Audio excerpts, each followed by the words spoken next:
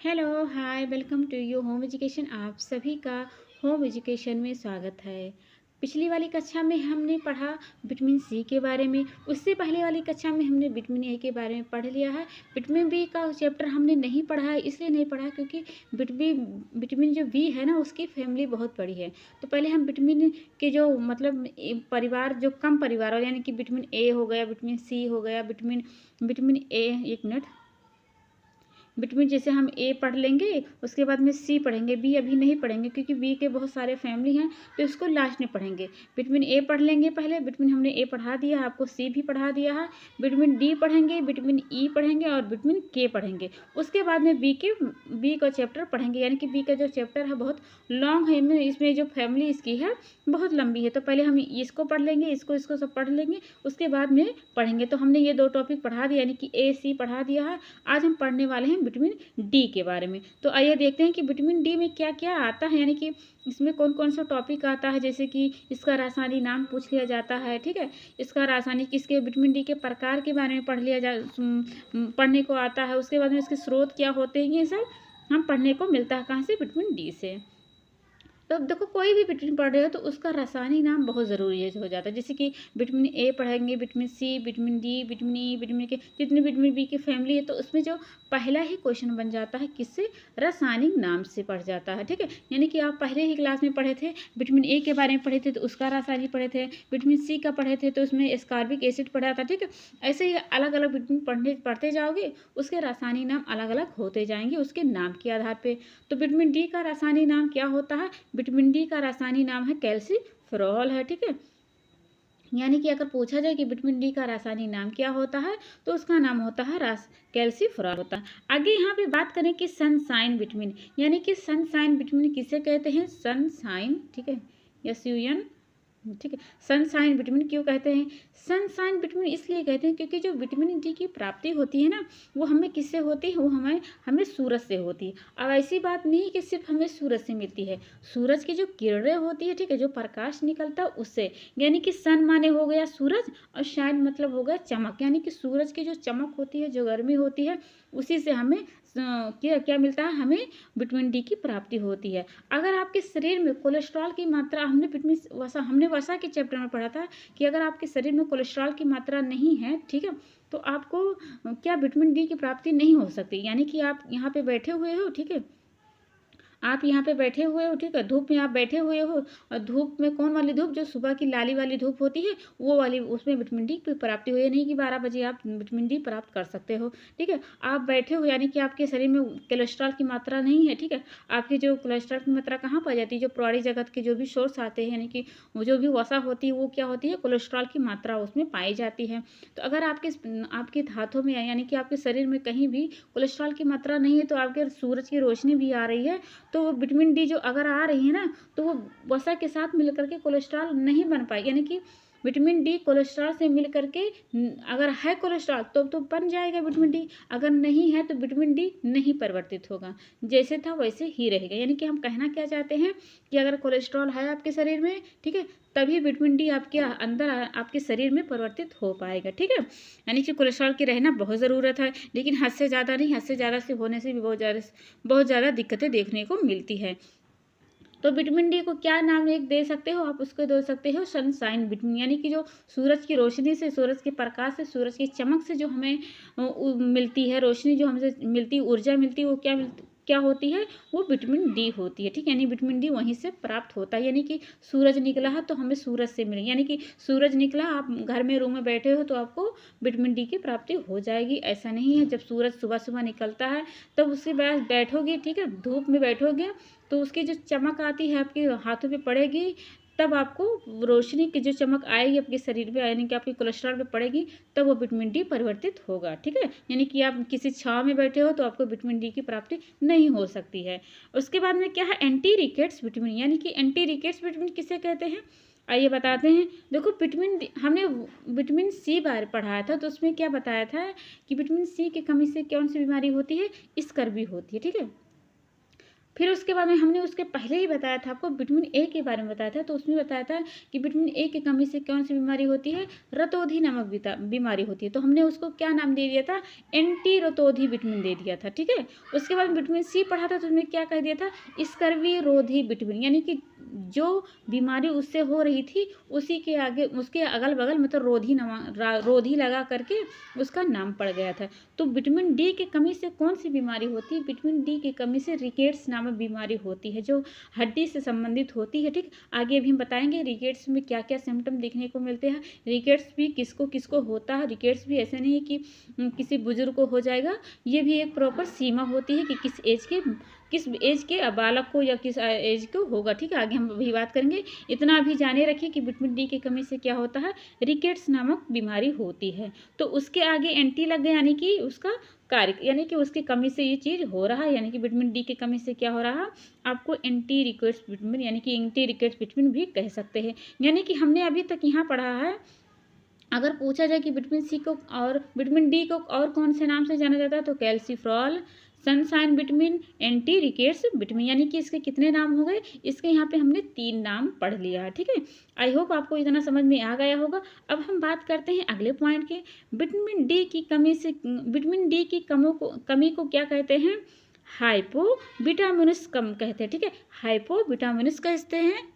इसके एक मिनट, यानी कि हमने आपको क्या बताया कि विटामिन डी की कमी से एंटी रिकेट्स होता है, ठीक है। यानी बीमारी तो यानी बीमारी तो आप क्या कह सकते हो, आप कह सकते हो रिकेट्स, ठीक है। यानी कि विटामिन डी की कमी से कौन सी बीमारी होती है, रिकेट्स। लेकिन विटामिन कमी को प्रदर्शित होना वो क्या कहलाता है, तो वो कहलाता है हाइपोविटामिनोसिस, ठीक है। हाइपोविटामिनोसिस कहलाता है, ठीक है। इन नाम याद रखे रहेगा ना, क्योंकि ये एग्जाम से यहाँ से क्वेश्चन आ चुका है कि विटामिन डी की कमी को क्या कहते हैं, तो विटामिन डी की कमी को कहते हैं हाइपोविटामिनोसिस कहते हैं, ठीक है। ये तो बीमारी है, लेकिन ये तो कमी को प्रदर्शित करता है, ठीक है। अब आगे बात करते हैं। आपको इतना तो sunshine vitamin, anti rickets vitamin और हाइपोविटामिनस ये तो समझ में आ गया होगा। अब हम बात करते हैं अगला किसके बारे में, अब हम बात करते हैं विटामिन डी के अब थोड़ी आगे बढ़ते हैं, हम आगे बढ़ते हैं कि क्या पढ़ते हैं, रसायन। विटामिन डी के रासायनिक नाम तो हमने पढ़ लिया है। अब हम बात करते हैं विटामिन डी के प्रकार के नाम, ठीक है। प्रकार के जो नाम होते हैं उसके बारे में पढ़ते हैं। तो विटामिन डी के 2 नाम हैं, 2 प्रकार है, ठीक है। यानी कि विटामिन डी के कितने प्रकार हैं, 2 प्रकार हैं। तो एक प्रकार होता है विटामिन D2 होता है, उसको कहते हो एर्गो कैल्सीफ्रॉल कहते हो। एक नाम और होता है जिसे कह सकते हो आप एर्गोस्ट्रॉल, ठीक है। इसको मिटा देते हैं, 1 मिनट। इसका नाम होता है एर्गोस्ट्रॉल कहते हैं, ठीक है। एर्गोस्ट्रॉल, एक नाम एर्गोस्ट्रॉल बताया और एक नाम क्या होता है, अर्गो कैल्सीफ्रॉल। यानी कि विटामिन D2 का 2 नाम है, एक होता है अर्गो कैल्सीफ्रॉल, एक होता है एर्गोस्ट्रॉल। जबकि दूसरा यानी कि D3 है, उसका क्या कह सकते हो आप, कैल्सीफ्रॉल, ठीक है। यानी कि 2 नाम हमने पढ़ा, D2 D3, डी के जो नाम होते हैं, D2 के जो नाम होते हैं वो पढ़ा, और D3 के जो नाम होता है कोलेकैल्सिफेरॉल ये पढ़ा। अब हम इनके दोनों की जो अच्छाइयाँ होती हैं, यानी कि कौन सक्रिय होता है, कौन निष्क्रिय होता है, कौन हमारे लिए कम फायदेमंद होता है, कौन हमारे लिए ज़्यादा फायदेमंद होता है, कौन कार्य करता है, कौन नहीं कार्य करता है। तो पहले हम पहले की बात करते हैं, यानी कि डी को जो पहला प्रकार है उसके बारे में। यानी कि उसका क्या नाम है, उसका नाम है अर्गो कैल्सीफ्रॉल, या फिर कह सकते हो एर्गोस्ट्रॉल। तो ये क्या होता है, यह D3 से कम सक्रिय होता है, ठीक है। यहाँ सक्रिय लिख देते हैं, सक्रिय कम, यानी कि सक्रियता इसकी कम। पाया कहाँ जाता है, ये पाया जाता है पादप ऊतकों में, ठीक है। जैसे कि फफूंदी में, खमीर में, यहाँ से पाया जाता है, ठीक है। यानी कि हमने एर्गोस्ट्रॉल में क्या बताया, हमने बताया कि ये सक्रिय कम होता है, ठीक है। ये सक्रिय कम होता है, उसके अलावा क्या करता है, ये मतलब D3 से कम सक्रिय होता है। ऐसा नहीं कि ये मतलब कुछ भी कार्य नहीं करता है। अगर तुलना किया जाए तो D3 से कम सक्रिय होता है। और क्या होता है, ये पादप ऊतकों में पाया जाता है, जैसे कि फफूंदी, खमीर, इसमें पाया जाता है। उसके बाद हम D3 की बात करें तो D3 के पहले इसको देखते हैं, इसको पहले मिटा देते हैं। D3 यानी कि कोलेकैल्सिफेरॉल। यह क्या क्या होता है, यहाँ से मतलब ये सूरज से जो हमें रोशनी मिलती है, चमक मिलती है, उसी से हमें D3 मिलता है। यानी कि अगर पूछा जाए कि अगर आप धूप में बैठे हो तो आपको विटामिन डी का प्रकार बताना है, तो आपकी विटामिन डी के कौन सा प्रकार आपको सूरज की रोशनी से मिलता है, तो आपको कोलेकैल्सिफेरॉल यानी कि D3 आपको सूरज की रोशनी से मिलता है। यानी कि आप लिख सकते हो कहाँ से मिलता है, सूर्य से मिलता है। ठीक है, सूर्य से क्या होता है, मिलता है कौन सा, कोलेकैल्सिफेरॉल या फिर D3 मिलता है। जैसे कि हमने अभी आगे ही आपको बताया था, जब हमारे त्वचा पर यानी कि हमारे शरीर के त्वचा पर जब सूर्य की अल्ट्रावायलेट किरणें पड़ती हैं ना, तो जो जो हमारा वो था सूरज की रोशनी थी, ठीक है, जो सूरज की रोशनी थी हमारे जो त्वचा पे पड़ती है, ठीक है, हमारी त्वचा पे जब पड़ती है, त्वचा में जब सूरज की रोशनी पड़ती है, तो वो जो रोशनी पड़ी है आपके त्वचा पे, वो किस में कन्वर्ट हो जाती है, डिहाइड्रो कोलेस्ट्रॉल बनता है। ठीक है, यहाँ पे लिख देते हैं, एक मिनट, डिहाइड्रो, ठीक है, डिहाइड्रो कोलेस्ट्रॉल बनता है। ठीक है, अभी तक हमने आपको क्या बताया, जब आप धूप में बैठे हो, ठीक है, यानी कि आप सूरज की रोशनी में जा कर के बैठे हो, जब आपके त्वचा पे, ठीक है, आपके त्वचा पे जब सूरज की रोशनी यानी सूरज की जो अल्ट्रावायलेट किरणें होती हैं वो आपके हाथों पे पड़ती है, ठीक है, यानी कि त्वचा पे पड़ती है, तो वो सूरज की रोशनी यानी कि अल्ट्रावायलेट जो किरणें होती हैं वो किस में कन्वर्ट हो जाती हैं, हाइड्रो कोलेस्ट्रॉल यानी कि डिहाइड्रो कोलेस्ट्रॉल बनाता है। ठीक है, यहाँ पे जो हमने नाम लिख रखा है, उसके बाद में क्या होता है, और इसी जो होती है ये जो डिहाइड्रो कोलेस्ट्रॉल, इसी डिहाइड्रो कोलेस्ट्रॉल की सूर्य की किरणें पड़ने पर D3 यानी कि कोलेकैल्सिफेरॉल बनता है। ठीक है, यानी कि हमने आपको क्या अभी तक बताया कि D3 की हमें प्राप्ति कहाँ से मिलती है, तो D3 की प्राप्ति मिलती है हमें सूरज की रोशनी से मिलती है। अब आपके मन में आएगा कि सूरज की रोशनी से कैसे, यानी कि जब सूरज की रोशनी और त्वचा के बीच में क्या संबंध होता है, यानी कि कैसे कैसे प्रक्रिया होती है, तो जब आप धूप में बैठते हो, ठीक है, आप सूरज की रोशनी में बैठते हो, तो जब आपकी त्वचा पे, ठीक है, आपके त्वचा पे सूरज की रोशनी यानी कि सूरज की जो अल्ट्रावायलेट किरणें होती हैं आपके त्वचा पे पड़ती हैं, तो वो क्या बन जाती हैं, यानी किस रूप में परिवर्तित हो जाती हैं, डिहाइड्रो कोलेस्ट्रॉल बनता है। और इसी डिहाइड्रो कोलेस्ट्रॉल की सूरज की जो किरणें पड़ती हैं, ठीक है, वो किस में कन्वर्ट हो जाती हैं, D3 कोलेकैल्सिफेरॉल। ठीक है, इतना आप समझ गए होते हैं। उसके बाद में और क्या होता है, ये सक्रिय रूप होता है। ठीक है, वहीं पे जो हमने आपको बताया था D2 में बताया था, D2 में क्या होता है, ये निष्क्रिय रूप में होता है। ठीक है, ये कैसा होता है, ये निष्क्रिय यानी कि निष्क्रिय नहीं कह सकते हैं आप, ये कह सकते हैं कि ये D3 में कम मतलब कम सक्रिय होता है। ठीक है, ये कम कार्य करता है, ये क्योंकि ये पादप से पाया जाता है, जैसे खमीर में हमने एग्जाम्पल लिया, ठीक है, पादप उत्कों से पाया जाता है, लेकिन ये क्या होता है, डायरेक्ट हमें सूरज की रोशनी से ही पाया जाता है, इसलिए क्या होता है, ये सक्रिय होता है। आशा करते हैं आपको इतना हमारी बातें समझ में आ गया होगा। अब हम बात करते हैं दूसरी टॉपिक पे, तो दूसरा टॉपिक यानी हमने यहाँ पे लिख रखा है नोट में, थोड़ा आगे चलते हैं। अब नोट में थोड़ा हम आगे देखते हैं, यहाँ पे हमने क्या लिख रखा है, विटामिन डी वसा में घुलनशील और जल में अघुलनशील होता है। देखो हम बार बार आपको याद दिला रहे हैं, देखो हमने पिछले वाली कक्षा में आपको पढ़ा था, हम इसलिए आपको बार बार याद दिला रहे हैं क्योंकि आप चीज़ों को मतलब मेल कर सको, यानी कि ये नहीं ऐसा कोई भी पोषक तत्व नहीं होता कि एक दूसरे से संबंधित ना हो, सब कहीं ना कहीं एक दूसरे से मिलकर ही कार्य करते हैं। यानी कि विटामिन डी में आप किसका नाम पढ़ोगे, अभी आप कैल्शियम, ठीक है, कैल्शियम फास्फोरस का नाम पढ़ोगे, वसा में आपने पढ़ा था विटामिन डी के बारे में, ठीक है, ऐसे ही हर कोई पोषक तत्व होता है एक दूसरे से मिल करके ही कार्य करता है, यानी कि अलग अलग होकर के नहीं कार्य करता है। तो हम थोड़ा पीछे रिकॉल मतलब पीछे जो हमने पढ़ा है तो उसको यहाँ पे रिकॉल कर दें, ताकि आपको वसा में जो घुलनशील और जल में जो घुलनशील होते हैं विटामिन, वो समझ में आ जाए। देखो जब हम विटामिन कोई भी विटामिन पढ़ते हैं, ठीक है, विटामिन का जब पहला ही चैप्टर पढ़ते हैं तो विटामिन का वर्गीकरण दो रूप में करते हैं। ठीक है, विटामिन का जब वर्गीकरण करते हैं तो दो रूप में करते हैं, एक करते हैं वसा में घुलनशील, ठीक है, एक करते हैं वसा में घुलनशील, एक करते हैं जल में घुलनशील। ठीक है, तो जल में यानी कि जो जल में मिल जाता है वो कौन सा विटामिन होता है, अलग होता है, और जो वसा यानी कि आपके फैट में जाकर के जो घुल जाता है वो दूसरा विटामिन होता है। तो पहले यहाँ पे हम नाम लिख देते हैं कि जल में घुलनशील कौन होता है, तो जल में घुलनशील होता है BC, ठीक है, बी और जो सी विटामिन बी और विटामिन सी जो होते हैं किस में घुलनशील होते हैं, जल में घुलनशील होते हैं। लेकिन अगर वसा में घुलनशील पूछा जाए तो जो विटामिन प्रकार होते हैं, ठीक है, विटामिन के जो प्रकार होते हैं उसमें जब बी और सी निकाल दोगे तो जो भी विटामिन होता है, जैसे कि vitamin vitamin A, vitamin D, vitamin E, vitamin के, जो भी विटामिन होता है, ठीक है,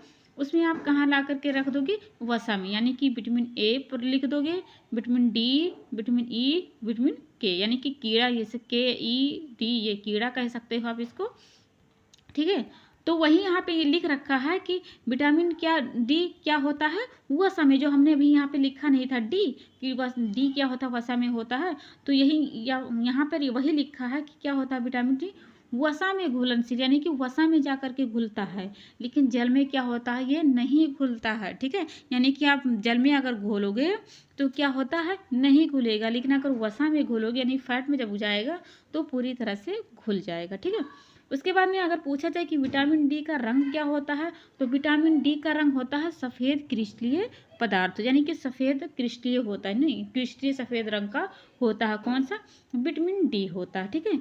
उसके बाद में क्या यहाँ पे क्या लिख रहा है, ताप अम्ल क्षार के प्रति कोई हानि नहीं होती। देखिए वहीं पे अगर बी और सी पढ़ते हो, ठीक है, बी और सी पढ़ते हो तो क्या करता है, बहुत नाजुक होता है, या जल के प्रभाव से नष्ट हो जाता है, या सूरज की रोशनी से नष्ट हो जाता है, या बर्तन के प्रभाव से, यानी कि अब इधर बर्तन उधर बर्तन करोगे तो भी नष्ट हो जाएगा, इसको ज़्यादा पकाओगे तब भी नष्ट हो जाएगा, ये बहुत सुखवार होता है। लेकिन अगर वहीं वसा में जो घुलनशील विटामिन होते हैं वो थोड़ा मजबूत होते हैं बी और सी के तुलना में। तो डी क्या होता है, ये अगर ताप के साथ संपर्क करोगे तब भी कोई हानि नहीं होगी, अम्ल के साथ संपर्क कराओगे, ठीक है, तब भी कोई हानि नहीं होगी, और क्षार के प्रति अगर उसको मतलब क्रिया कराओगे तब भी उससे कोई हानि नहीं होगी, यानी कि ताप अम्ल क्षार के प्रति इसका कोई हानि नहीं होगा। बी और सी ऐसे होते हैं जो जिसमें हानि जल्दी देखने को मिलता है।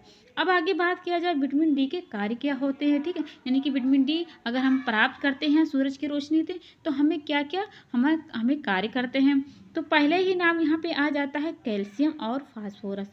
जैसे कि हम बार बार आपसे बात कर रहे हैं कि विटामिन डी का जो सहयोगी होता है वो क्या होता है, कैल्शियम और फास्फोरस होता है, यानी कि ये तीनों मिल करके क्या करते हैं, एक ज्वाइंट होकर के एक मजबूत संगठन बना के अपना कार्य करते हैं। क्या, हड्डी की, यानी कि विटामिन डी क्या होता है, हड्डियों से संपर्क, हड्डियों का कार्य करता है, ठीक है, आपकी हड्डियों को मजबूत बनाता है। तो अगर कैल्शियम रहेगा, फास्फोरस रहेगा तभी कार्य कर पाएंगे, अगर ये दोनों को कमी देखने को मिलेगी तो विटामिन डी जो होता है अकेला कार्य नहीं कर पाएगा, ठीक है। तो यहाँ पे क्या लिख रखा है, इसको हम पढ़ते हैं पहले। यह कैल्शियम फास्फोरस की मात्रा को नियंत्रित करता है, यानी कि विटामिन डी की मात्रा आपके शरीर में है तो अगर कैल्शियम और फास्फोरस खा रहे हो तभी वो यानी कि बैलेंस बन पाएगा। अगर आपके शरीर में विटामिन डी की मात्रा नहीं है, आप कैल्शियम खा रहे हो, फास्फोरस खा रहे हो, तो इनबैलेंस हो जाएगा, ठीक है, वो सही से अपना कार्य नहीं कर सकता है। यानी कि तीनों की जो मात्रा होती है, तीनों की मात्रा बराबर अमाउंट में होनी चाहिए। हम जब आरडी पढ़ेंगे, ठीक है, जब हम आरडी पढ़ेंगे तो उसमें देखेंगे कि कौन सा पोषक तत्व कितना मात्रा लेना चाहिए, यानी कि विटामिन डी कितना लेना चाहिए, विटामिन सी कितना लेना चाहिए, एक दिन में किसी महिला को कितना लेना चाहिए, किसी गर्भवती को कितना लेना चाहिए, किसी बच्चे को कितना, कोई मेंटल वर्क कर रहा है, कोई फिजिकल वर्क कर रहा है, मतलब हर कोई मतलब कैसा कैसा कार्य कर रहा है उसके हिसाब से आरडीए में लिख रखा है। आरडीए में जब हम पढ़ेंगे तो वहाँ पे हम देखेंगे। अभी यहाँ पर हम उस जो कितना लेना चाहिए वहाँ पे हम नहीं बता सकते, क्योंकि हर बार हर एग्ज़ाम में अलग अलग आता रहता है, ठीक है, वहाँ से अलग से टॉपिक पढ़ लेंगे। तो अभी हम बात करते हैं अगले पॉइंट पे। यह क्या होता है, यह रक्त में कैल्शियम और फास्फोरस की मात्रा को नियंत्रित करता है, ठीक है, यानी कि विटामिन डी अगर आपके शरीर में है तो खून में जो कैल्शियम और फास्फोरस होता है वो बैलेंस बना पाएगा, वरना अगर नहीं बना पाएगा, ठीक है। अगर विटामिन डी नहीं है तो रक्त में यानी कि आपके खून में कैल्शियम और फास्फोरस की कमी अपने आप देखने को मिल जाएगी, ठीक है। अगले हम बात करते हैं, अगला देखते हैं। अगला है विटामिन डी।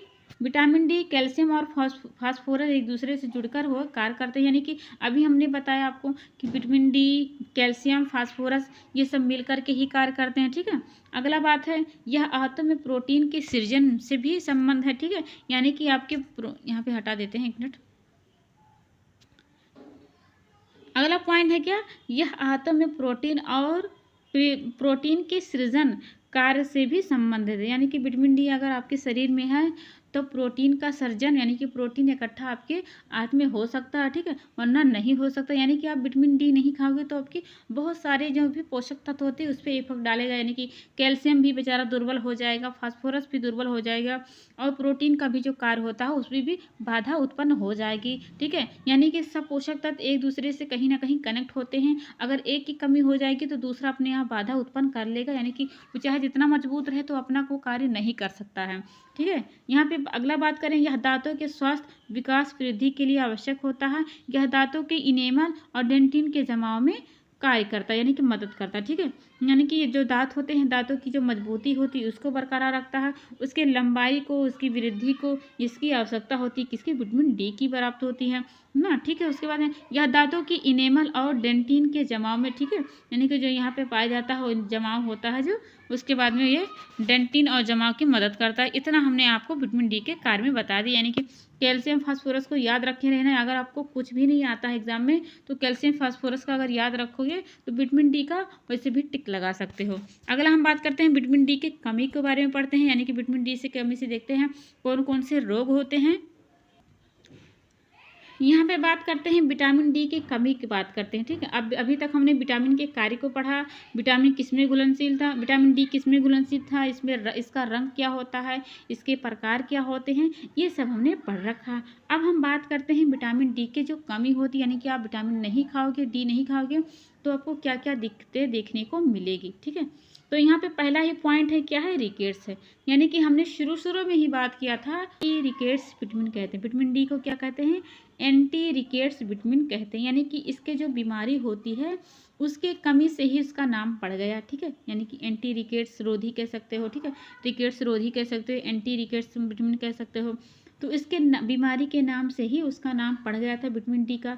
तो पहले ही अगर पूछा जाए कि विटामिन डी के जो कमी होती है उसका कमी का नाम क्या है, ठीक है, यानी कि उसकी बीमारी का नाम क्या हो, तो क्या होता है, रिकेट्स होता है। लेकिन ऐसा नहीं है कि विटामिन डी के कमी से सिर्फ एक बीमारी होती है। विटामिन डी यानी कि जो हड्डियों से संबंधित बीमारी है वो एक ही नाम नहीं, उसके 2-3 नाम है, आगे भी नीचे हम बात करते हैं। लेकिन बात करते हैं पहले रिकेट्स की। तो रिकेट्स किस में होता है, रिकेट्स जब होता है बालक में, यानी कि जब छोटा बालक होता है तब में होता है, जब 3 साल का बच्चा हो और 18 साल का हो, ठीक है, 18 साल का और 3 साल का 18 साल का जब बच्चा हो, 3 साल से लेकर के जब 18 साल का आ जाता है तब यह देखने को मिलता है, ठीक है। इसमें क्या हो जाता है, हड्डियां मुलायम हो जाती है, ठीक है, हड्डियां मुलायम हो जाती है, हड्डियों का बढ़ना जोड़ों पर, ठीक है। उसके अलावा तालू नरम हो जाता है, लंबाई कम हो जाती है, बेचैनी चिड़चिड़ापन तो हर बीमारी में होती है, ठीक है, बेचैनी चिड़चिड़ापन और सुस्ती ये तो हर बीमारी में देखने को मिलती है, इसको तो बताने वाली बात नहीं है। इसके अलावा इसमें बहुत सारी बीमारी देखने को मिलती है।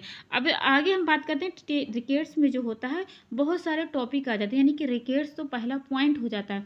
रिकेट्स में भी बहुत सारी बीमारियां अंदर ही अंदर घुसकर हो जाती हैं। जैसे पहले पॉइंट पे है क्या, बोलक्स, ठीक है, यानी कि रिकेट्स के यानी कि पूछा जाए कि 3 से 18 साल के बच्चों को अगर ऑप्शन रहे बोलक्स तो आप उसको लगा सकते हो, यानी कि मिलान कर सकते हो। 13 से 18 साल के, यानी कि उनकी बीमारी क्या होती है, बोलेक्स नामी बीमारी होती है। इसमें क्या हो जाता है, इसमें हड्डियां जो होती हैं मुलायम हो जाती हैं, ठीक है। यहाँ पे तस्वीर में देख सकते हो, तस्वीर में तो नहीं दिख रहा है कि मुलायम है, लेकिन यहाँ पे देख सकते हो क्या पैर थोड़ा तिरछे, यानी कि जो नॉर्मल पैर है, नॉर्मल पैर थोड़ा सीधा रहता है, लेकिन वहीं पे जो जिसको बोलेक्स हो गया हो क्या हो जाता है, पैर इस तरह का दिखता है, ठीक है, इस तरह है ना। तो क्या हो गया है, पैर धनुषा आकार का, धनुष तो ऐसे ही तो होता है, ठीक है। तो ये पैर क्या है, धनुषा आकार का है। यानी कि बोलेक्स में क्या देखने को मिलता है, यानी कि कौन सी दिक्कतें देखने को मिलती है, तो इसमें क्या हो जाता है, पैर धनुषाकार हो जाता है और जो हड्डियां हो जाती हैं क्या मुलायम और लचीली हो जाती हैं, ठीक है। अब आगे बात किया जाए इसी रिकेट्स में बात किया जाए, अगला देखते हैं कौन सी बीमारी आती है। पहले हमने बोलेक्स देख लिया है, अगला है ये क्या है, यहाँ पे क्या तस्वीर में दिख रहा है, इसमें दिख रहा है बच्चा एक लेटा हुआ है, ठीक है, इसमें दिख रहा है कि बच्चा एक लेटा हुआ है, इसकी जो हड्डियां उभरी उभरी दिख रही, ये क्या होता है। तो रिकेट्स में ही एक बीमारी और आती है, उसे क्या कहते हैं, उसे कहते हैं रिकेटरी, ठीक है, रिकेटी रोजरी, ठीक है, रिकेटी रोजरी यहाँ पे लिख देते हैं, रिकेटी रोजरी, ठीक है। यानी कि हमने रिकेट्स में क्या बताया कि रिकेट्स में क्या होता है, जो बालक होते हैं उनको ये बीमारी देखने को मिलती है। जो 13 साल से 18 साल का बच्चा होता है, 18 साल का बच्चा, 18 साल का तो किशोरावस्था में आ जाता है, लेकिन 13 वर्ष से लेकर 18 वर्ष का जब समय चलता है तब से ये बीमारी देखने को मिलती है। रिकेट्स में भी बहुत सारे टॉपिक आ जाते हैं, यानी कि रिकेट्स में ही बहुत सारी बीमारी देखने को मिल जाती है। जैसे कि हो जाता है बोलेक्स हो जाता है। बोलेक्स में क्या हो जाता है कि पैर क्या हो जाते हैं, धनुषा आकार के, यानी कि ऐसे हो जाते हैं, ठीक है। नॉर्मल पैर तो सीधा सीधा होता है, लेकिन जब इसको बीमारी यानी कि बोलेक्स हो जाएगा तो क्या हो जाएगा, पैर धनुषा आकार का हो जाएगा और हड्डियां मुलायम और लचीली हो जाएंगी। लेकिन उसी में एक और बीमारी हो जाती है, यानी कि रिकेट्स में एक और बीमारी आ जाती है, जिसे क्या कहते हैं, उसे कहते हैं रिकेटी रोजरी कहते हैं। इसमें क्या हो जाता है, इसमें हो जाता है हड्डियों का जो बढ़ना हो जाता है, यानी कि जो आपके गांठ वाले हिस्से पे क्या हो जाती है, हड्डियां बढ़ जाती है, यानी कि जो जोड़ वाला हिस्सा होता है, जहाँ पे देखो हड्डियां बड़ी दिख रही है ना, ये सब जोड़ वाला तो हिस्सा है। तो जोड़ वाले हिस्से पे क्या हो जाती है, हड्डियां अपने आप बढ़ जाती है, यानी कि आपका गांठ है, ठीक है, तो गांठ पे क्या हो जाता है, थोड़ा थोड़ा उठाव आ जाता है, ठीक है। यहाँ पर हड्डियां क्या उठी उठी यानी कि उभरी उभरी दिखने को मिलती है। अगले पॉइंट पे हम यहाँ पे आपको बताना चाहें, एक बीमारी और आती है, ठीक है, उसको क्या कह जाते हैं, उसको कहते हैं कार्नियो ट्यूबस, ठीक है, यहाँ पे लिख देते हैं कार्नियो, ठीक है, कार्नियो ट्यूबस, कार्नियो ट्यूबस, ठीक है। यानी कि हमने 3 बीमारी बताया, बोलेक्स बताया, रिकेट्स रोजरी बताया, और एक नाम अगला यहाँ पे लिख सकते हो अपने कॉपी में, कॉर्नियो ट्यूबस, काफ़ी बड़ा मतलब का है, फिर रहा कॉर्नियो ट्यूबस है, ठीक है। इसमें क्या हो जाता है, जो आपकी सर की तालू हो जाती है वो क्या हो जाती है, नरम हो जाती है। देखो छोटे बच्चों का तालू नरम है वो तो कॉमन बात है, क्योंकि उनकी जो हड्डियाँ होती हैं वो विकसित नहीं होती हो, उनकी हड्डियाँ क्या होती है, कार्टिलेज की बनी होती है, ठीक है। कार्टिलेज की बने होने के कारण क्या हो जाता है, हड्डियाँ उनकी मुलायम होती है। लेकिन जैसे जैसे बच्चा बड़ा होता है, ठीक है, तो बड़ा जब बच्चा होता है तो उनकी हड्डियों में क्या आ जाता है, कैल्शियम आ जाता है। कैल्शियम की वजह से क्या हो जाता है, हड्डी आपकी सख्त हो जाती है, मजबूत हो जाती है, ठीक है। बच्चा जो छोटा होता है तो उनकी हड्डियों में कैल्शियम की मात्रा नहीं पाई जाती, ठीक है, कैल्शियम की जो मात्रा होती है वो नहीं पाई जाती है। लेकिन जैसे जैसे बड़ा होता है, जैसे जैसे एडल्ट होता है, ठीक है, जैसे जैसे उसका उम्र बढ़ती जाती है, ठीक है, तो उसकी हड्डियों में क्या हो जाता है, कैल्शियम की मात्रा हो जाती है और कार्टिलेज खत्म हो जाता है, ठीक है। तो उसमें क्या हो जाता है, अगर बच्चा छोटा था तालू नरम है तो कॉमन सी बात है, क्योंकि ठीक है, अगर बच्चा बड़ा हो गया तब भी उसका तालू अगर नरम है तो उसे कौन सी बीमारी कहते हैं, उसे कहते हैं कार्नियो ट्यूबस, ठीक है। याद रखिएगा, रखे रहे ना, क्योंकि यहाँ से एग्जाम में आ चुका है कि तालू नरम होना किस बीमारी से संबंधित है, तो कार्नियो ट्यूबस नामक बीमारी से संबंधित है, ठीक है। फिर उसके बाद में इसके बारे में हम और बात करें, इसमें लंबाई हमने आपको बता दी कि रिकेट्स में ही क्या हो जाता है, देखो उसके अलावा भी क्या हो जाता है, जो बच्चा हो जाता है उसकी जो लंबाई होती है, जो हाइट होती है वो कम हो जाती है, ठीक है। यानी कि अब ऐसा बात नहीं है कि बच्चे की हाइट एकदम से कम हो जाएगी, हाँ सामान्य जो बच्चे होते हैं, ठीक है, जिसकी तुलना में बच्चों होता है उससे कम होता है, ठीक है। लंबाई जो होती है सामान्य बच्चों की तुलना से कम होती है, जो रिकेट्स नामक बीमारी से ग्रसित हुए होते हैं। इसके अलावा से आप इसमें लिख सकते हो कैल्शियम की कमी जो होती है, ठीक है, कैल्शियम यहाँ पे लिख देते हैं कैल्शियम, कैल्शियम की कमी से कौन सी बीमारी होती है, तो कैल्शियम की कमी से कौन सी बीमारी होती है, टिटेनी नामक बीमारी होती है, यहाँ पे लिख देना। यहाँ से बहुत सारे क्वेश्चन में आ चुका है, ये सब बहुत कॉमन क्वेश्चन है, यहाँ से हर एग्जाम में यहाँ से सब क्वेश्चन आ जाते हैं कि टिटेनी नामक बीमारी किससे होता है, तो कैल्शियम की कमी से टिटेनी नामक बीमारी होती है, ठीक है। हमने रिकेट्स में आपको फिर से हम बता दें ताकि आपको बेहतर समझ में आ जाए, रिकेट्स में बहुत सारी बीमारियां, मतलब रिकेट्स जब बीमारी होती है तो बहुत सारी बीमारियों से होकर गुजरती है। इसमें बोलेक्स आता है, बोलेक्स में हमने बताया कि हड्डियां क्या हो जाती है, मुलायम हो जाती है, धनुषाकार हो जाती है। उसके अलावा क्या हो जाता है, एक मिनट, उसके अलावा तो रिकेट्स रोजरी आता है, ठीक है। रिकेट्स रोजरी में क्या हो जाता है, हड्डियों यानी कि जो आपकी गांठ वाला हिस्सा होता है, जहाँ पे आपके शरीर में जोड़ होता है, ठीक है, वहाँ पे क्या हो जाती है, हड्डियाँ बढ़ जाती हैं, जैसे ठीक है यहाँ पे दिख रहा है, हड्डियाँ क्या हो गई, जोड़ की जगह पे बढ़ गई हैं। उसके अलावा एक और चीज़ होता है, क्या हो जाता है, तालू नरम हो जाता है, ठीक है। अगर तालू सामान्य बच्चे यानी कि जब बढ़ती उम्र में जब तालू नरम होता है तो उस बीमारी को क्या कहते हैं, कार्नियो ट्यूबस कहते हैं, ठीक है। यानी कि जो बच्चा है उसका नरम होना है तो उसकी जो कॉमन बात है, ठीक है, उसको कोई बीमारी नहीं हुई। लेकिन बच्चा जब वही बड़ा हो जाता है तब भी उसका तालू अगर नरम है, तालू किसे कहते हैं, जो सर के हिस्से पे जो आगे रहता है वही क्या होता है, तालू होता है, ठीक है। तो वही तालू होता है, तालू पे अगर नरम हो गया तो कौन सी बीमारी होती है, कार्नियो ट्यूबस होती है। इसमें और क्या, यानी कि रिकेट्स में और क्या क्या देखने को मिलता है, इसमें लंबाई कम हो जाती है, ठीक है, लंबाई सामान्य बच्चों से कम यानी कि 3 से 4 फीट की हो जाती है। बेचैनी, चिड़चिड़ापन, सुस्ती, ये सब देखने को तो हर बीमारी में मिलती है। उसके अलावा हमने क्या बताया, कैल्शियम के बारे में बताया, यानी कि कैल्शियम की कमी से कौन सी बीमारी होती है, टिटेनी नामक बीमारी होती है। अब हम बात करते हैं विटामिन डी के जो दूसरा प्रकार है, यानी कि हमने पहला पढ़ा रिकेट्स पढ़ा। अब हम बात करते हैं अगला पॉइंट पे। अगला पॉइंट पे देखते हैं, अगला होता है एस्टियोमलेशिया। ठीक है, पहला था रिकेट्स, दूसरा क्या होता है एस्टियोमलेशिया। ठीक है, ऑस्टियोमलेशिया कहते हैं, ठीक है, ऑस्टियोमलेशिया। जबकि तीसरा होता है, यानी कि तीसरा क्या होता है ऑस्टियोपोरोसिस होता है। ठीक है, यानी कि दूसरा एस्टियोमलेशिया होता है, तीसरा क्या होता है ऑस्टियोपोरोसिस होता है। ठीक है, अब हम ऑस्टियोमलेशिया की बात करें तो यह बीमारी कब देखने को मिलेगी, यानी कि विटामिन डी का जो दूसरा प्रकार है, जो दूसरी कमी है, ठीक है, उसमें कौन से मतलब किस एज के होगा, तो जो वयस्क लोग होते हैं, यानी कि जो वयस्क होते हैं, ठीक है, जो यंग होते हैं उनमें ये बीमारी देखने को मिलती है।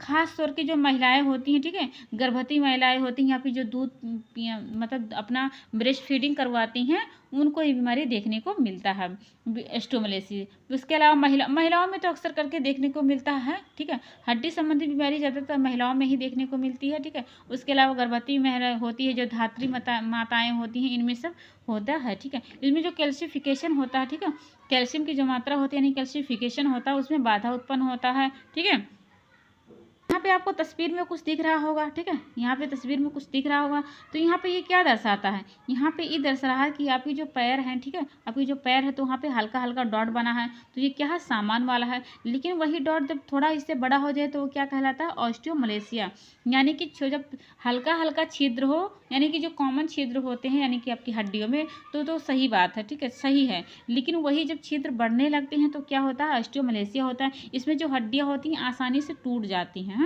आसानी से हड्डियाँ टूट जाती हैं। उसके अलावा क्या हो जाता है कैल्शिफिकेशन की बाधा हो जाती है, हड्डियाँ लचीली हो जाती हैं, हड्डियों में हल्के हल्के डॉट पड़ने लगते हैं। लेकिन जब वही एस्टोपेरिसिस आता है, यानी कि एस्टोपेरिसिस किस एज को होगा, तो जो वृद्ध लोग होते हैं यानी कि जो बूढ़े लोग होते हैं उनमें ये बीमारी देखने को मिलती है एस्टोपेरिसिस में। ठीक है, यहाँ पे हम पहले मिटा देते हैं, यानी कि हमने एस्टोमलेशिया बता दिया कि इसमें क्या हो जाता है हड्डियाँ मतलब हल्का फुल्का छेद होने लगता है, हड्डियाँ जो होती हैं आसानी से टूट जाती हैं। हम लोगों ने दो पढ़ लिया, यानी कि हमने रिकेट्स पढ़ लिया, हमने एस्टोमलेशिया पढ़ लिया, उसके बारे में जो जो दिक्कतें होती हैं वो पढ़ लिया। अब इसके बारे में हम बात करें, यानी कि ऑस्टियोपोरोसिस के बारे में बात करें, तो जो एस्टोमलेशिया में हो रहा था, यानी कि जो छिद्र हो रहा था, वही एस्टोपोरोसिस में क्या हो जाता है, वही जो चीज़ें होती हैं बढ़ जाती है। जैसे आपने विटामिन सी में पढ़ा था कि जब स्कर्वी नामक बीमारी होती है, तो वही स्कर्वी जब बढ़ते बढ़ते बढ़ते बढ़ते एक भयानक रूप आ जाती है, तो उसका नाम चेंज हो जाता है। स्कर्वी आप नहीं कह सकते, उसे आप कहते हो जिंजिवाइटिस कहते हो। ठीक है, तो वैसे ही इसमें होता है एस्टोमलेशिया का जब सिम्टम बढ़ने लग जाता है, यानी कि जब हड्डी आपकी जो छेदें होती हैं, ठीक है, जो हड्डियों को छेद होता है वो कैल्शियम हटने लगता है, तो क्या देखने को मिलता है ऑस्टियोपोरोसिस देखने को मिलता है। इसमें जो वृद्ध लोग होते हैं इनमें क्या हो जाता है हार्मोन्स की कमी देखने को अपने आप मिल जाती है। यानी कि हमने आपको दो बता दिया, हम दो नहीं हमने तीन बताया। विटामिन डी की कमी से हमने दो प्रकार की बीमारी के बाद तीन प्रकार की बीमारी का नाम बताया। हमने बताया रिकेट्स बताया जो हमने आगे ही बता दिया है। यहाँ पे हम बात करते हैं एस्टोमलेशिया के बारे में और ऑस्टियोपोरोसिस के बारे में। एस्टोमलेशिया में क्या होता है, इसमें होता है महिलाओं में यह देखने को मिलता है, जो गर्भवती महिलाएं होती हैं जो ब्रेस्ट फीडिंग कराती हैं। इसके अलावा जो होता है कि जो इसमें क्या हो जाता है, जो हड्डियां होती हैं आसानी से टूट जाती हैं। आसानी से जो हड्डियां होती हैं लचीली होती हैं, एकदम से नाजुक होती हैं, ठीक है, आसानी से टूट जाती हैं। लेकिन अगर ऑस्टियोपोरोसिस में देखा जाए तो इसमें यानी कि जो तीसरा प्रकार विटामिन डी का जो तीसरी कमी होती है, उसमें क्या हो जाता है जो ऑस्टियोमलेशिया वाला सिम्टम था ना, वही इसमें बढ़ जाता है। यानी कि जो छेद होता है, छेद बढ़ते बढ़ते ज़्यादा भयानक रूप ले लेता है, जो हड्डी एकदम आसानी से टूट जाएंगी, हड्डियों में छेद हो जाएगा। और जो वृद्ध लोग होते हैं, यानी कि ये जो किस में होगा, जो वृद्ध यानी कि जो बूढ़े लोग होते हैं उसमें ये ऑस्टियोपोरोसिस नामक बीमारी देखने को मिलती है। इसमें क्या होता है हार्मोन्स की कमी हो जाती है। अब हम लोग आगे बढ़ा जाए, थोड़ा देखा जाए नीचे क्या है। यहाँ पे वही बात है जो हमने आगे भी बता दी कि ऑस्टियोपोरोसिस क्या होता है, जो बूढ़े आदमी को देखने को मिलता है। यहाँ पे अब हम बात करते हैं निम्न रक्त कैल्शियम का स्तर क्या कहलाता है, हाइपोकैल्सीमिया कहलाता है। यानी कि आपके खून में कैल्शियम की मात्रा कम है, तो वह बीमारी कौन सी कहला रही, वह कह रहा है कि हाइपोकैल्सीमिया। हाइपोकैल्सीमिया बीमारी कब देखने को मिलेगी, तो पूछा जाए अगर ये कमी कब देखने को मिलेगी, तो जो आपके खून में कैल्शियम की जो मात्रा होती है वह जब कम हो जाए यानी कि निम्न हो जाए, तब यह देखने को मिलता है हाइपोकैल्सीमिया। ओके, उसके बाद में क्या होता है निम्न रक्त फास्फेट स्तर कब देखने को मिलता है, तो फास्फेटमिया क्या होता है, जब फास्फेट की मात्रा कम हो जाए तब। अब आगे बात किया जाए, आगे विटामिन डी की अधिकता के बारे में देखा जाए। अभी तक हमने इसकी कमी में देखा कि रिकेट्स आ रहा था, एस्ट्रोमलेसिया आ रहा था। यहाँ पे जो ये बीमारी लिखी है, क्यों हमने लिखा है? क्योंकि हमने अभी आगे ही बताया कि जब एक कमी होगा तो दूसरा अपने आप बाधा उत्पन्न हो जाएगी। यानी कि आप चाहे जितना कैल्शियम खा लो, चाहे जितना फास्फोरस खा लो, तो वो कमी देखने को मिले ही, यानी कि बाधा उत्पन्न करेगा ही करेगा।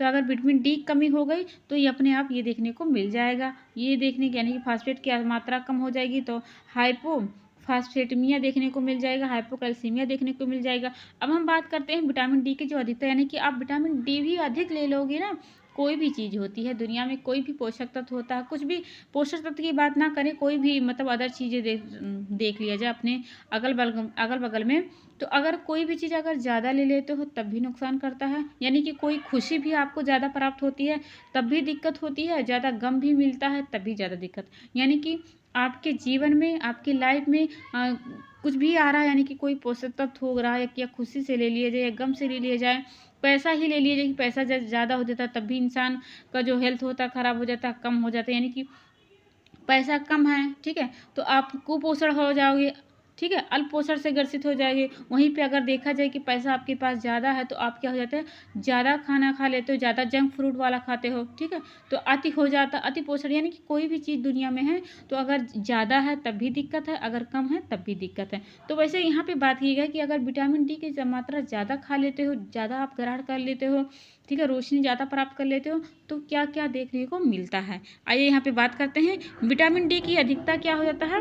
विटामिन डी की अधिकता तथा पैराथायराइड हार्मोन की अधिकता पे रक्त कैल्शियम का तथा फास्फोरस की मात्रा बढ़ जाती है, ठीक है। यानी कि विटामिन डी की अगर अधिकता हो गई तो जो पैराथायराइड हार्मोन है, यानी कि जो आपके गले में यहाँ पे पैराथायराइड हार्मोन जो पाया जाता है उसकी अधिकता अपने आप बढ़ जाती है। अधिकता बढ़ने के कारण क्या हो जाता है, आपके खून में कैल्शियम तथा फास्फोरस की मात्रा अपने आप बढ़ जाती है, ठीक है। यानी कि आपके कैल्शियम में जो मात्रा होती है, कैल्शियम मतलब आपके खून में जो कैल्शियम और फास्फोरस की मात्रा होती है वो ज़्यादा बढ़ जाएगी अगर विटामिन डी का अधिक मात्रा ले लोगे तब।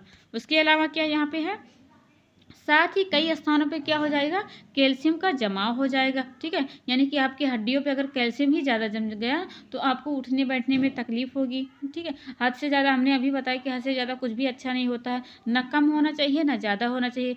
कम हो जाएगा तब भी, जैसे आपने प्रोटीन के चैप्टर में पढ़ा था, प्रोटीन जब ज़्यादा हो जाता है तो आपको क्या हो जाता है, गठिया नामक बीमारी, जो क्या यूरिक एसिड आपकी गांठ वाले हिस्से पे जमा हो जाता है। तो अगर ज़्यादा हो गए तब भी दिक्कत है, कम हो गया तब भी दिक्कत है। तो वैसे यहाँ पे पॉइंट है कि अगर आपने ज़्यादा खा लिया, आपने विटामिन डी भी ज़्यादा खा लिया तो आप कैल्शियम की मात्रा वैसे अपने आप बढ़ जाएगी। तो इसमें क्या हो जाता है, आपकी हड्डियों की जो गांठ वाला हिस्सा होता है वहाँ पे क्या हो जाता है, जमाव हो जाता है, ठीक है, कैल्शियम जमने लगता है। उससे क्या हो जाता है, रक्त वाहिनियों में, हृदय में, रक्तों में, गुर्दे के, यानी कि आपके रक्त में जाकर जमा हो जाएगा, आपके हृदय में, आपके खून में, आपके गुर्दे में, आपके फेफड़े में क्या हो जाएगा, कैल्शियम जाकर जमा हो जाएगा। ऐसा नहीं है कि पहले हड्डी में जमा होगा, फिर जाके आपके खून में मिलेगा, मांसपेशियों में मिलेगा, ठीक है, आपके हृदय में, आपके गुर्दे में, आपके फेफड़े में, मतलब हर जगह से अपना वो कब्जा कर लेगा क्या, कैल्शियम। इतना हमने पढ़ा कैल्शियम की अधिकता में। हमने 2 टॉपिक पढ़ लिया, याद रखे रहना क्योंकि एग्जाम में बहुत सारे क्वेश्चन यहाँ से आ जाते हैं। अब बात किया जाए आहार के बारे में, यानी कि विटामिन डी के जो आहार होते हैं, विटामिन डी की प्राप्ति कहाँ से होती है। तो जो उच्च वसा वाला कैलोरी होती है, जो वसा की कैलोरी, जो वसा वाला जो उच्च होता है, यानी कि जो प्रोटीन जगह से जो अब बात किया जाए विटामिन डी के आहार के बारे में, तो जो वो उच्च वसा कैलोरी होता है, यानी कि जो प्राणिज जगह से जो सोर्स मिलता है, यानी कि जो प्राणिज जगह से हमें सोर्स मिलता है। अगर आप 100 खा रहे हो, ठीक है, आप अगर 100 खा रहे हो, यानी कि आप मांस मछली खा रहे हो, मतलब मांस मछली से क्या प्रोटीन ज़्यादा मिलता है ना, प्रोटीन की मात्रा, वसा की मात्रा ज़्यादा मिलती है ना। तो अगर आप वसा यहाँ पे, अगर हम यहाँ पे लिख दे प्राणी, यहाँ पे लिख दे पराड़ी, ठीक है, यहाँ पे लिख दे पराड़ी, यहाँ पे प्राणी लिख दे और यहाँ पे वनस्पति लिख देते हैं, ठीक है, वनस्पति जान लेना, या वनस्पति है, प्राणी है।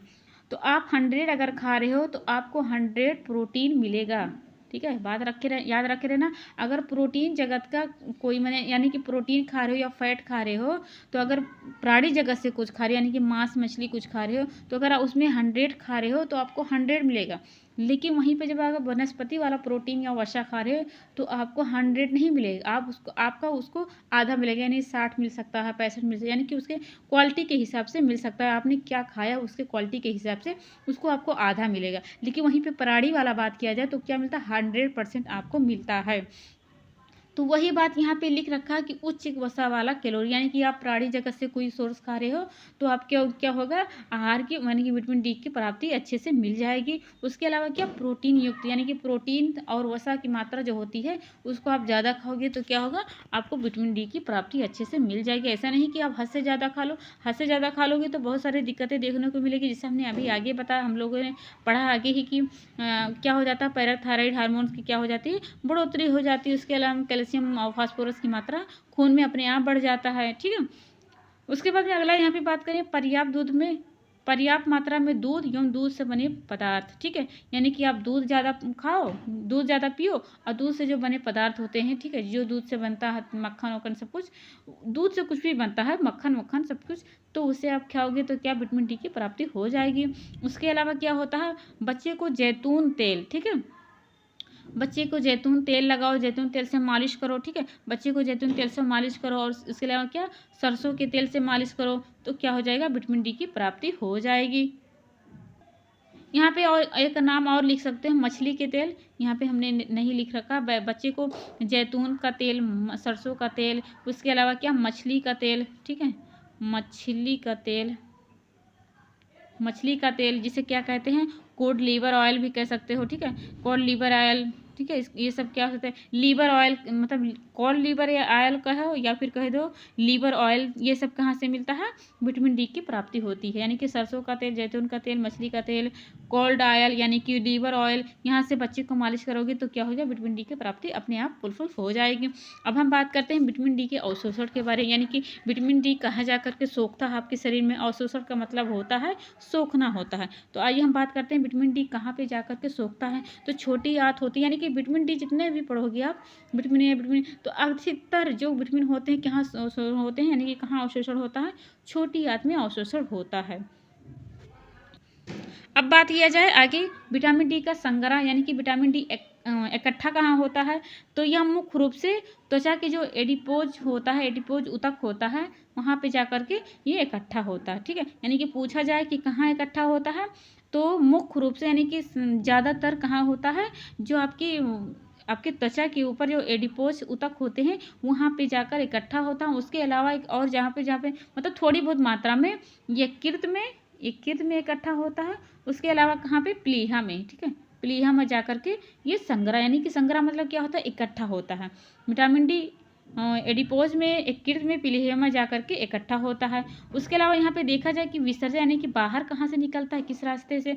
कुछ भी आप खा रहे हो तो उसका बाहर निकलना, यानी कि जो उसकी क्वालिटी होती है आपके अंदर रह जाती है, उसका जो वेस्ट मटेरियल निकलता है वह मलधारा या मूत्रधारा बाहर निकल जाता है। तो यहाँ पे बात करते हैं विटामिन डी, यानी कि आपने जल में घुलनशील कुछ खाया होता है, यानी कि जो पी और सी होते हैं वो मूत्र के बाहर से निकलते हैं, लेकिन जो अदर होते हैं, यानी कि जो वसा वाले होते हैं वो क्या होते हैं, मल के रास्ते से बाहर निकल जाते हैं। तो विटामिन डी क्या है, वसा में घुलनशील है, तो ये कहाँ से निकलता है, मल द्वारा बाहर निकल जाता है। आगे हम बात किया जाए, अगले यहाँ पे पॉइंट है नॉकनिक, ये क्या होता है, नॉकनिक के बारे में देखते हैं। इसको पहले जूम कर लेते हैं, 1 मिनट इसको जूम कर लेते हैं, क्या होता है अच्छे से बता देंगे आपको।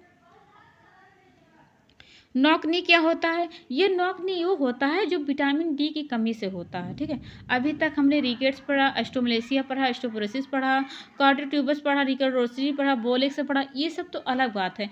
लेकिन उसके अलावा भी आपको कभी कभी देखने को मिलता है अपने घर में, जब कोई व्यक्ति है, ठीक है, अपने घर में बहुत सारे हमने लोगों को देख रखा है कि जब वो बैठता है तो उसकी हड्डियाँ क्या बोलती है, खुट से, यानी कि जब वो बैठता है या उठता है तो उसकी हड्डियों में क्या होता है, आवाज़ आता है। जो वो हड्डियों का आवाज़ आता है वही क्या कहलाता है, नॉक नी कहलाता है। ठीक है, आशा करते हैं आपको हमारी बातें समझ में आ रही होगी कि हम क्या कहना चाह रहे हैं। कि अगर कोई व्यक्ति है, ठीक है, अगर कोई व्यक्ति है तो वो अगर वो बैठ रहा है या फिर उठ रहा है, तो जब वो उठता है वो बैठता है तो उसके हड्डियों से जो आवाज़ आती है तो वही कहलाते हैं नॉक नी, जो किसकी कमी से होता है, विटामिन डी की कमी से होता है।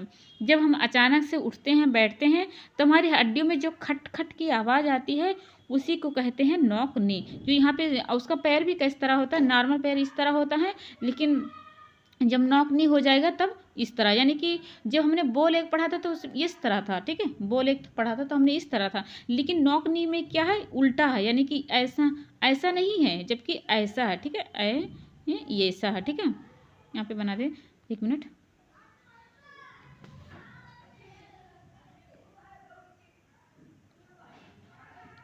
दो, जब हमने बो लेग्स पढ़ा था तो उसमें कैसा पैर था, उसमें पैर था ऐसा, लेकिन जब नौकनी पढ़ रहे हैं तो उसमें पैर कैसा है, उसमें पैर है ऐसा, ठीक है। याद रखे रहना, क्योंकि कभी कभी एग्जाम में बहुत कन्फ्यूजन हो जाता है कि नो नेक, क्योंकि सब एक ही तरह पैर इधर उधर टेढ़े मेढ़े किए रहते हैं, ठीक है। तो सामान ऐसा होता है, सामान सीधी रेखा में होता है, लेकिन जब नौकनी होता है तो थोड़ा ऐसा हो जाता है, ऐसा हो जाता है, लेकिन बो लेग्स में कैसा होता है, धनुष आकार का हो जाता है। नौकनी समझ में आ गए होगा, जब आप अचानक से उठते बैठते हो तो आपके पैरों में जो खट खट की आवाज़ आती है वही क्या कहलाती है, नौकनी कहलाती है। आगे हम बात करें, आगे देखते हैं, एक और थोड़ा सा टॉपिक रह गया है। ये क्या होता है, ये होता है इसको कहते हैं काइफोसिस। सामान है तो सीधा है, यानी कि नॉर्मल इंसान है, और जब ये ऐसा है तो इसका कैसे दिख रहा है, कुबड़ की निकला हुआ है। तो काइफोसिस वही बीमारी होती है जो विटामिन डी की कमी से होती है। इसमें क्या हो जाता है, किसी भी इंसान को क्या हो जाता है, कुबड़ निकल जाता है। जो सामान किसमें देखा जाता है, एस्ट्रोमलेशिया वाले जो टॉपिक, यानी कि ऑस्ट्रोमलेशिया वाला जो स्टेज होता है उसमें यह देखने को मिलता है, ठीक है। यानी कि जो ऑस्टियोमलेशिया वाला हमने जो विटामिन डी की जो कमी बताई थी उसमें 3 बताई नहीं थी, एक मतलब हमने बताया था रिकेट्स बताया था, एक बताया था हमने ऑस्टियोमलेशिया, एक बताया था हमने ऑस्टियोपोरोसिस। तो जो ऑस्टियोमलेशिया होता है ना, उसी स्टेज में क्या आता है, काइफोसिस आता है, जिसमें क्या होता है, काइफोसिस में किसी भी इंसान को देखोगे कभी कभी उसमें कुबड़ निकल आता है, तो कुबड़ निकलना ही क्या कहलाता है, काइफोसिस कहलाता है। अब चलो थोड़ा एक क्लास को रिकॉल कर, क्लास को समरअप कर लीजिए, ताकि जो अगर कोई कन्फ्यूजन हो गई हो तो आपका कन्फ्यूजन दूर हो जाए, ताकि आप क्लास दोबारा देखने को ना पड़े। तो हम पढ़ते हैं पहले विटामिन डी, यानी कि हमने विटामिन डी के बारे में आपको क्या क्या बताया है। हम लोगों ने विटामिन डी के बारे में अभी तक क्या पढ़ा, हमने उसके रासायनिक नाम के बारे में पढ़ा, यानी कि इसका रासायनिक नाम क्या होता है, कैल्शिफ्रॉल होता है। इसे सनशाइन विटामिन कहते हैं, क्योंकि सूर्य की चमक से ही हमें क्या होता है, विटामिन डी की प्राप्ति होती है। इसके यानी कि विटामिन डी की कमी से विटामिन डी की कमी से हमें क्या देखने को मिलता है, रिकेट्स नामक बीमारी देखने को मिलता है। इसलिए हमें इसका यहाँ पे आगे क्या लगा देते हैं, एंटी रिकोर्स विटामिन लगा देते हैं। विटामिन डी की कमी को क्या कहते हैं, हाइपोविटामिनस कहते हैं, ठीक है। यानी कि विटामिन डी की कमी को क्या कहते हैं, हाइपोविटामिनस कहते हैं। अब आगे हम लोगों ने क्या देखा था, विटामिन डी के प्रकार देखा था। विटामिन डी के हमने 2 प्रकार देखा, एक होता है D2 होता है, एक होता है D3। D2 को क्या कहते हैं, एर्गोकैल्सिफ्रॉल कहते हैं, या फिर कह सकते हो इसे एर्गोस्ट्रॉल, यानी कि इसके 2 नाम हमने बताया था, एर्गोस्ट्रॉल और एक होता है एर्गोकैल्सिफ्रॉल होता है, यानी कि D2 को। D3 क्या होता है, D3 को कहते हैं कोलेकैल्सिफ्रॉल कहते हैं। D2 का हम लोगों ने क्या बात किया था, हम लोगों ने बात किया था D2 क्या होता है, यानी कि एर्गोकैल्सिफ्रॉल होता है, वो क्या करता है, ये D3 से, जो D3 होता है इससे कम सक्रिय होता है। यह कहाँ पाया जाता है, तो ये जो पादप उतक होते हैं वहाँ पे, जैसे कि खमीरों का हमने एग्जाम्पल लिया था, हाँ, जो पादप उतक से पाए जाते हैं वहीं से हमें क्या मिलता है, D2 की प्राप्ति होती है, यह कम सक्रिय होता है। उसके बाद में हम लोगों ने बात पढ़ा D3 के बारे में। D3 क्या होता है, यही हमें सूर्य की रोशनी से प्राप्त होता है, यानी कि D3 की हम लोगों ने क्या बात करा, D3 में सूरज की जो रोशनी, यानी कि सूरज की जो चमक से मिलती है, हमें D3 से ही मिलती है। इसमें क्या हो जाता है, इसमें जब हमें सूरज की रोशनी से जो हमें मिली, हमारी त्वचा पे जब आई है, तो क्या होती है, यानी कि अल्ट्रावायलेट किरणें हमारी त्वचा पे पड़ती है, तो डिहाइड्रो कोलेस्ट्रॉल में परिवर्तित होकर के वो क्या हो जाते हैं, D3 में कन्वर्ट हो जाती है, जो क्या कहलाता है, कोलेकैल्सिफ्रॉल कहलाता है, यहाँ पे लिख रखा है। फिर हम लोगों ने बात करा विटामिन डी कहाँ से घुलनशील होता है, जो वसा में घुलनशील होता है, लेकिन जल में क्या होता है, अघुलनशील होता है। विटामिन डी का रंग कैसा होता है, सफ़ेद जो क्रिस्टलीय रंग होता है उस तरह होता है। यह ताप, अम्ल, क्षार में क्या होता है, कोई भी हानि नहीं होता, यानी कि कहीं से भी इसको नुकसान नहीं मिल सकता है, न ताप से, न अम्ल से, न क्षार से, न किसी से इसको हानि नहीं होती है। विटामिन डी के कार्य में हम लोगों ने पढ़ा, विटामिन डी के कार्य में हम लोगों ने पढ़ा किया क्या होता है, कैल्शियम और फास्फोरस का संगठन होता है, यानी कि एक का बाधा हो जाएगा, एक की कमी हो जाएगी तो दोनों की बाधा अपने आप दिखाई देगी। यानी कि कैल्शियम फास्फोरस की मात्रा का नियंत्रित होना बहुत ज़रूरी है। यह रक्त में कैल्शियम फास्फोरस की मात्रा को नियंत्रित करता है। विटामिन डी, कैल्शियम और फास्फोरस एक दूसरे के जुड़कर कार्य करते हैं। इसके अलावा यह दांतों में प्रोटीन से कर में भी संबंध होता है। इसके अलावा यह क्या होता है, यह दांतों के स्वास्थ्य, विकास, वृद्धि के लिए आवश्यक होता है। यह दांतों के इनेमल और डेंटिन के जमाव में मदद करता है। फिर हम लोगों ने बात करा विटामिन डी के कमी के बारे में। विटामिन डी की कमी में हमने 3 बीमारियां देखा। एक देखा रिकेट्स देखा, और जबकि हमने दूसरा क्या देखा था, ऑस्टियोमलेशिया देखा था, और तीसरा हमने क्या देखा था, ऑस्टियोपोरोसिस देखा था। रिकेट्स में हमने बहुत सारे स्टेज देखा था, यानी कि पहला स्टेज क्या था, उसमें देखने को मिल रहा था बोलेक्स। बोलेक्स में क्या होता है, बोलेक्स में जो पैर होता है वो पैर कैसा दिखने लगता है, जो सामान मतलब पैर होता है, सामान यहाँ पे बना हुआ पैर, 1 मिनट दिखा देते हैं। पैर होता है, सामान की पैर के तुलना से चेंज होता है, ठीक है।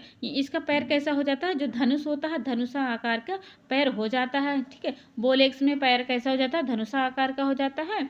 और हड्डियाँ क्या हो जाती हैं, हड्डियाँ थोड़ा मुलायम हो जाती हैं, जैसे लचीली हो जाती है, इसे लबर लबर करेगी, ठीक है, ऐसे हिलती रहेंगी, ठीक है। आपके बैठोगे या भी खड़े होगे तो क्या पैर थोड़ा मतलब डगमगाएगा, सही से आप खड़ा नहीं हो पाओगे। और जो पैर होता है, ठीक है, जो हड्डियाँ होती है, पैर की हड्डियाँ होती है, वो लचीली दिखाई देती है। दिखाई भी क्या देती है, आप खड़े होगी तो आपको महसूस होगा जब आपको बोलेक्स नामक बीमारी होगी।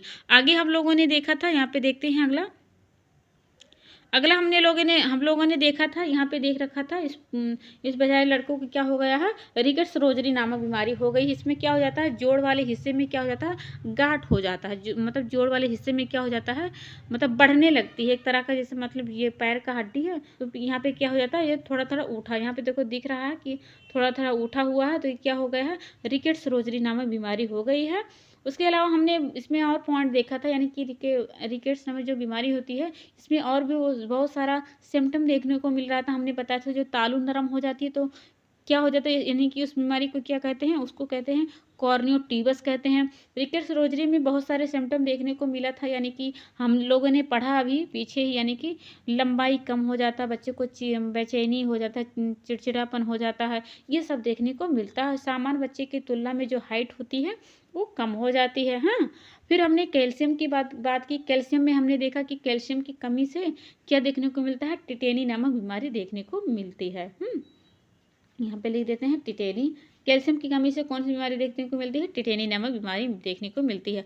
अब हम बात करें एस्टोमलेशिया। एस्टोमलेशिया क्या होता है, एस्टोमलेशिया यानी कि विटामिन डी की कमी का जो दूसरा है, यानी कि पहला हमने कमी बता दिया रिकेट्स के बारे में, अब हम बात करते हैं एस्टोमलेशिया के बारे में। एस्टोमलेशिया कब देखने को मिलता है, यानी कि किस एज को देखने को मिलता है, तो यह देखने को मिलता है जो वयस्क लोग होते हैं, यानी कि जो यंग लोग होते हैं, उनमें यह चीज़ देखने को मिलता है। महिलाओं में यह चीज़ देखने को ज़्यादा मिलता है। हम लोगों ने एस्टोमलेशिया में देखा कि जो गर्भवती महिलाएं होती हैं, धात्री महिलाएं यानी कि जो ब्रेस्ट फीडिंग कराती हैं, ये सब देखने को मिल रहा था। हड्डियां जो हो जाती हैं, छिद्र हो जाती हैं। लेकिन जब ऑस्टियोपोरोसिस का स्टेज आता है, जब उसमें ऑस्टियोपोरोसिस का स्टेज आता है तो उसमें जो क्षेत्र था, यानी कि जो हड्डियों का क्षेत्र था, वो क्या हो जाता है, बढ़ जाता है। और वृद्ध लोगों की क्या हो जाती है, अंदर हार्मोन्स की कमी देखने को मिल जाती है। हम लोगों ने बात करा हाइपोकैल्सीमिया, हाइपोफॉस्फेटेमिया। ये क्या होता है, इसमें जब कैल्शियम की और फास्फोरस की जब कमी देखने को मिलती है खून में, तब यह देखने को मिलता है। फिर हम लोगों ने अधिकता की बात करी, यानी विटामिन डी की अधिकता से क्या देखने को मिलता है, आपके खून में रक्त में कैल्शियम की और फास्फोरस की मात्रा बढ़ जाती है, क्योंकि जो पैराथायराइड हार्मोन्स होता है उसकी जो अधिकता होती है ज़्यादा बढ़, यानी हार्मोन ज़्यादा निकलने लगते हैं। साथ ही कई स्थानों पर जो कैल्शियम होता है, कैल्शियम का जमा हो जाता है। कहाँ कहाँ जमा हो जाता है, आपके खून में जमा होगा, आपके हृदय में, आपके रक्त में, फेफड़े में, यहाँ पे जाकर के कैल्शियम जमा हो जाएगा। अगर विटामिन डी अगर ज़्यादा प्राप्त कर लिए हो, आवश्यकता से ज़्यादा अधिक ले लिए हो, तब ये सब सिम्टम देखने को मिलेगा। हम लोगों ने आहार में देखा, हमने देखा कि अगर उच्च वसा वाला कैलोरी वाला लोगे तो आपको विटामिन डी का आहार मिल सकता है। प्रोटीन युक्त जो आहार होते हैं तब वो आपको विटामिन डी की प्राप्ति मिल सकती है। या फिर आप दूध पियो, दूध के अलावा दूध से बने जो भी पदार्थ होते हैं तो क्या होता है, विटामिन डी की प्राप्ति अपने आप फुलफिल हो जाएगी। ठीक है, हमने ये सब देखा, यहाँ पे देखा। उसके अलावा आगे चलते हैं, देखा ना हम क्या क्या देखे थे विटामिन डी के अवशोषण के बारे में, यानी कि विटामिन डी का अवशोषण कहाँ होता है, छोटी आंत में होता है। विटामिन डी का संग्रह कहाँ होता है, तो ये कीर्त में, प्लीहा में, एडिपोज ऊतक में यहाँ पे देखने को मिलता है। उसके बाद में हम लोगों ने बात किया जो विसर्जन होता है वहाँ कहाँ होता है, मल के द्वारा विसर्जन हो जाता है। हम लोगों ने नॉक नी नामक एक नाम सुना, जो क्या होता है जब आप अचानक से उठते हो, बैठते हो, तब यह देखने को मिलता है। तो जो खट खट की आवाज़ आती है वही क्या कहलाती है, नॉक नी कहलाती है। इतना सारा हमने इसमें टॉपिक में पढ़ा। फिर इसके अलावा काइफोसिस पढ़ा। काइफोसिस में क्या होता है, कुबड़ जो निकल जाता है, यानी कि एस्ट्रोमेलिसिया स्टेज में जब एक कुबड़ निकलता है किसी पुरुष को ज़्यादा निकलता है तो क्या हो जाता है, उसको क्या बीमारी कहते हैं, काइफोसिस नामक बीमारी कहते हैं। आज का रहा ये टॉपिक। आशा करते हैं कि आपको हमारा जो क्लास है समझ में आया होगा। अगर समझ में आया है तो इसे लाइक और सब्सक्राइब करना ना भूलें। कल मिलते हैं एक नई क्लास में। कल भी हमारा विटामिन का प्रकार ही होगा, यानी कि विटामिन का जो अगला विटामिन होगा वो हम पढ़ेंगे। देखते हैं कल हमारा कौन सा विटामिन होगा। तब कल मिलेंगे नई क्लास में। तब तक के लिए take care and bye bye.